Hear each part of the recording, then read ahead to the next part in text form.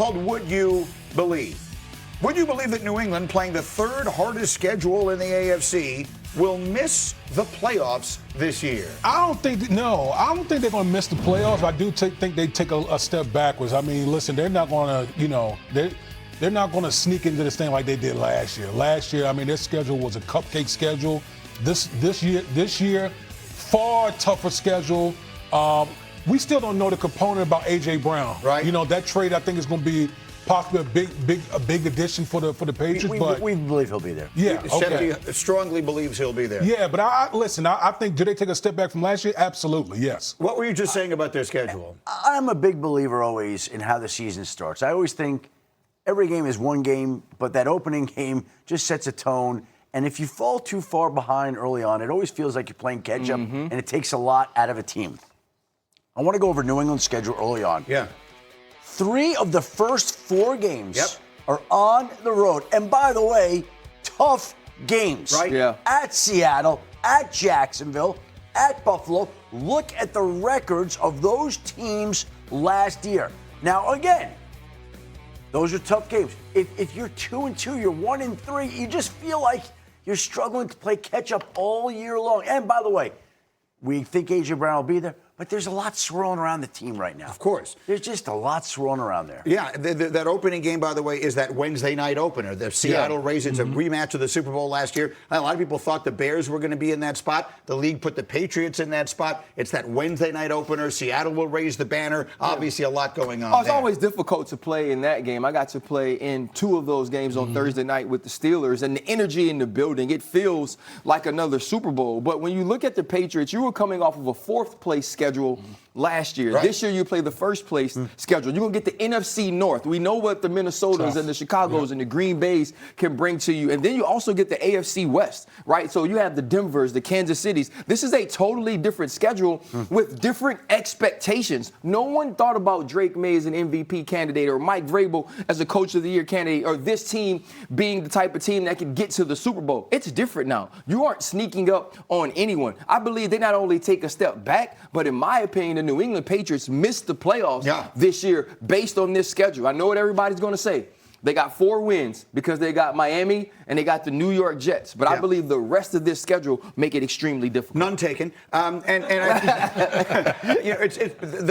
The term a candidate for regression has become something I hear in the NFL all the time now. Is New England a prime candidate for regression? Are the Bears a prime candidate for regression? We'll see. Sometimes teams take another step forward. The addition of A.J. Brown should make them that much better.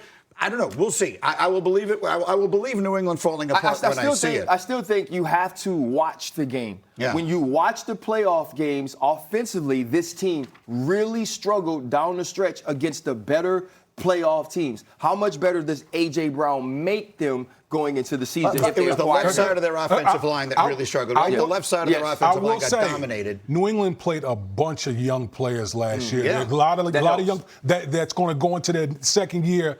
You should see that growth. Just one more scheduling note. We talked about 3 of the first 4 being on the road. Yeah. That doesn't even include road games later in the season at Chicago, at Detroit, at the Chargers, at the Chiefs, later in the year when Patrick Mahomes will be healthier. Who gave Shefty this sheet? This is the best thing ever happened to Shefty. We've lost him. We've lost Shefty for the day. It's going to be week 11, and Shefty's going to pull this out on the show. He's going to have that thing laminated before the day is over. All right, How do we get this laminated? How do we do that? That's a great idea. I'll get Jack on that for you. D-Wood, next one. Would you believe that the New York Football Giants, in year 1 under John Harbaugh, will go all the way and win the NFC East? I would believe it, to be honest with you, because here's what I would say. You saw last year how many, one-score games that they lost. A lot of that could be attributed to coaching. Here's what I like about the Giants. The Giants have some really good players at critical positions. Quarterback, left tackle, pass rushers, wide receiver. Now, we know Malik Nabers is coming off the injury. We got to see how he tracks as far as coming back off of that. But I like the pieces that the Giants have to work with, and I think the coaching of John Harbaugh will get these guys together. This is what makes the NFL great. Every year, there are teams that rise up. Every year, without fail, that rise up and surprise. Last year, it was New England.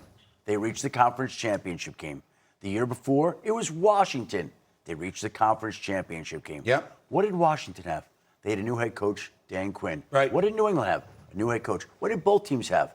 Quarterbacks, good young quarterbacks. What do the Giants have? New head coach, good young quarterback. I'm not telling you they're going to do it, but I am telling you the elements are in place for them to have that type of season. I'm going to add to what D. Wood said. They didn't just lose one-score games. They lost 4 games in which they held double-digit leads at one point or another. That's 4 wins that you just basically hand away. If those games go the other way, this was a team that might have been interesting to watch last year. And they lost Nabers, and they lost Scadaboo. And I thought they had a great draft. At 5 and 10, I thought personally they may have gotten the best defensive lineman and the best offensive lineman in the class at 5 and 10. I think the Giants are going to be good. You think the way they started this draft was great, but also look at what they added in the offseason. Isaiah Likely can be an all-pro performer at the tight end position. You add Patrick Ricard. I mean, it's basically like Baltimore North right now. Right. But you add Patrick Ricard that adds to the run game and what you can do with Scadaboo. I think some of the underrated moves they made are Malachi Fields. And the 3rd round Notre Dame, a really good player. But you add Darnell Mooney, who at times was the best receiver in Atlanta, and Calvin Austin, who could play the slot. And it's also about keeping Jackson Dart healthy.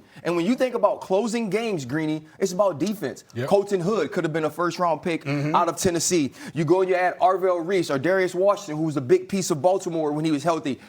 Edmonds at the linebacker position. This is a team that can make a run, especially with the favorable schedule. Everything you said is 100% dead on. But there's one thing that you said that's more important than anything else, and that is the health of Jackson Dart.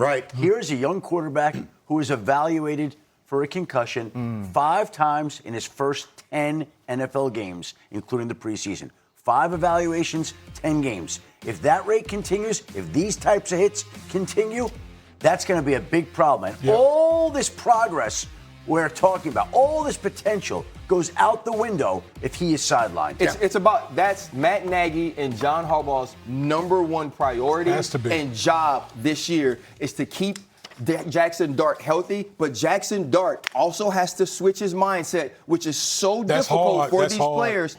The hit we just showed against the New England Patriots, where he already had the 1st down, he's running down the sideline. You can clearly see the linebacker, and he gets plastered underneath the bench. Here's the play again, You can't do that. No. I don't care how much you need to switch a mindset or whatever it is. This is just smart, intellectual quarterback play to get down and feel and instincts. And Jackson Dart has to adopt that because if he doesn't, he will not be healthy enough to have a long career in New York. Yeah, he needs to spend more time on the field and less time in the blue tent. But if he's able to do it, I think he's got that. Yes. I think he could be a superstar. He's a star. I think he has a chance to be a star. And Nabers will be back when? I don't like the sound of that second knee surgery. Now, they are hopeful. They're hopeful that he's going to be back week 1, and this was to clean out some of the scar tissue and address some of the stiffness. But you're talking about a great young wide receiver. He's now had 2 knee surgeries. Had a conversation with him at Newark Airport a couple of days ago, and he was just talking about the rehab and how hard he had been going at it. And he mentioned the second surgery, and he said it was just to clean some things up. And he's like, now, though,